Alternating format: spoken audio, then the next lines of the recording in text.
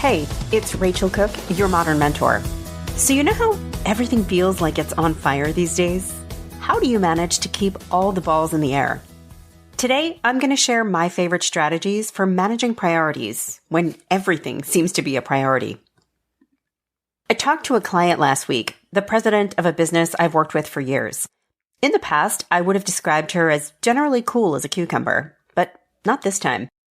In this conversation, she showed up with an almost frantic energy, seeking help with their organization design, her span of control, a plan to re-engage an overwhelmed and exhausted workforce, a talent retention strategy, and an employee development roadmap. I let her put it all out there, and then I asked if she could prioritize for me. She told me that was her prioritized list. I don't think she's alone, and I don't think it's only upper management feeling this way. These days, we're all feeling like everything is on fire. And as more of us are working remotely or in a hybrid fashion, we're missing some of those in-person cues that help us interpret where our leaders are feeling the greatest angst. For those of us who are high achievers, our default tends to be just to prioritize everything, which is, of course, the worst idea, because it heightens the risk of burnout, of a ball dropping, of the quality of something suffering somewhere. Wading through chaos is a rule and no longer an exception. It's a skill we all need to build and show off on the regular.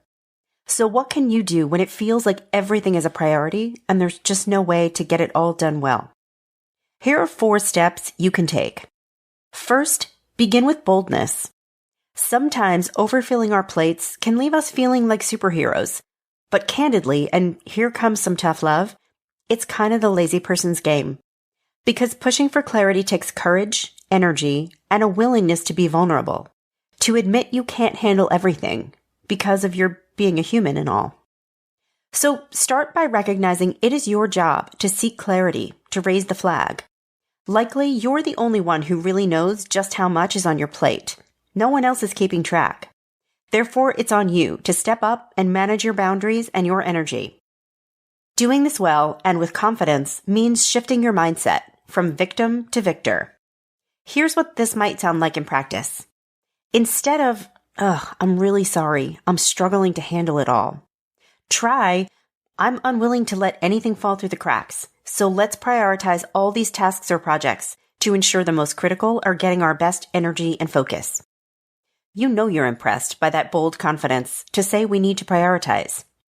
This mindset shift positions you as someone thoughtful, strategic, and in control. Remember, your energy is a company asset. You're the only one who can protect it. Next, assess the whole landscape.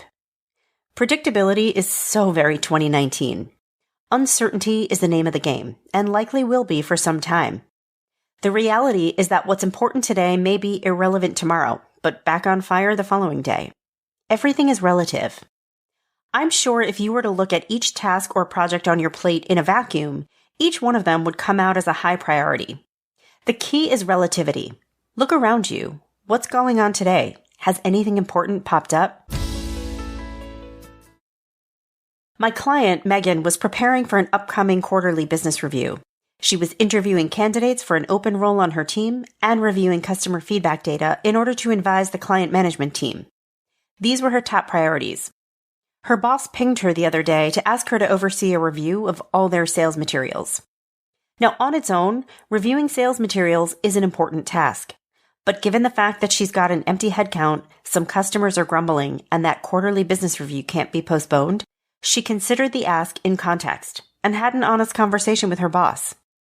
Given everything she had on her plate, Megan knew she simply couldn't add this to the list. She didn't apologize for not being a superhero. Instead, she explained to her boss what she was already working on, and then asked if he agreed that reviewing the sales materials fell relatively to the bottom of that list. He agreed.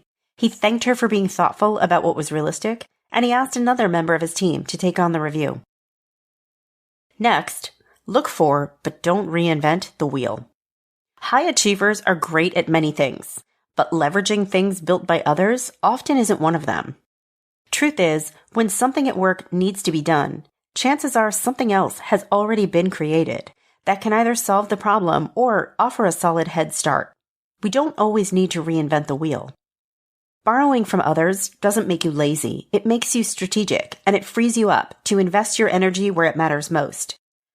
As Megan began preparing for the quarterly business review, rather than starting from a blank page, she asked her colleagues to share materials from past reviews that went successfully. This gave her an idea of how to structure and format her data and tell her story in a compelling way. What do you have at the top of your list? Do you need to develop a pitch or write a customer service script or develop a new policy or procedure? Whatever it is, before you begin, do a little digging around you. Borrow the great work that someone else has already done. Give credit where it's due, and remember that your job is to deliver the best outcome. It doesn't all have to be handcrafted by you. And finally, consider options beyond yes and no. One of the themes I hear in nearly every leadership program I run is, we know we're supposed to prioritize, but it's so hard to say no here. And I regularly push back, asserting that yes and no are only two of many options available to us. Yes is the answer when something is obviously urgent, important, and positioned to mitigate a big risk or deliver a major outcome or result. But when a hearty yes isn't an option, here are a few alternatives to no that you might consider. You could delay. Oh, I'd love to take that on, but I'm currently managing X projects. Can we reassess next month once some of these have wrapped? You can offer to collaborate.